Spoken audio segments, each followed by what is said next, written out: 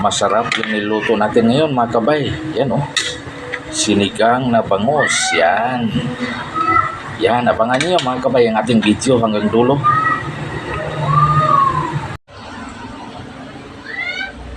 Tinutuin natin isdang bangus. Yan, isigang natin mga kabay. Yan oh, malinis na ito. Pwede nang umpisahan natin ang pagluto. Yan, naghanda na din yung ating sibuyas, bawang at saka siling haba. At saka labanos, ukra at saka sitaw. Yan, naka-slice na. At saka may kamatis din tayo at saka talong. Yan ang panghalo natin mga kabay. Yan, nagsimula tayong magluto mga kabay sa ating ulam na sinigang na isdang bangus. Yan o.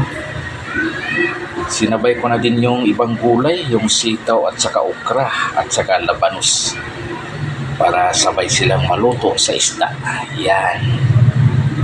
Yan o. Pag kumulo ito, timplahan natin. Tapos yung dahon, mga kabay. Okay. Kumukulo na ang ating sinigang na bangus. Yan. Timplahan natin mamaya mga kabay. Tapos ilagay natin yung dahon, yung kangkong at saka yung powder na sinigang. Yan.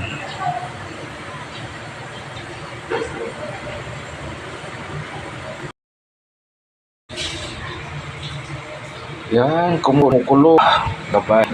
Tuloy-tuloy yung pagluto ang sinigang. Yan o.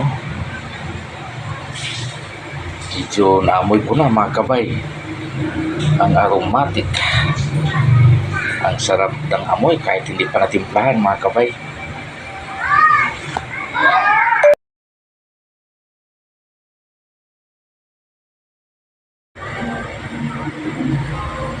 Okay, nakalagay na din yung ibang gulay natin mga kabay. Yan. At saka yung pangpasim nakalagay na din. Asin na lang at saka bitsin at saka magic sarap ang ilagay natin susunod. Yan.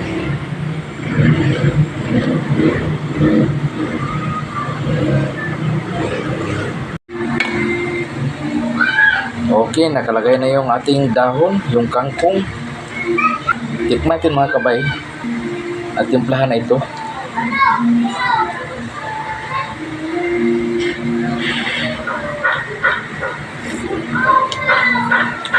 Yan. Tama lang sa timpla mga kabay. At saka pwede nang hainin natin ito. Luto na to.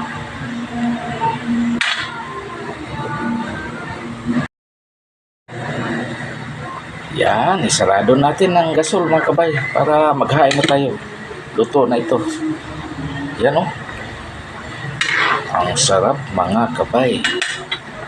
Yan, napaka-delicious. Okay, sarado na.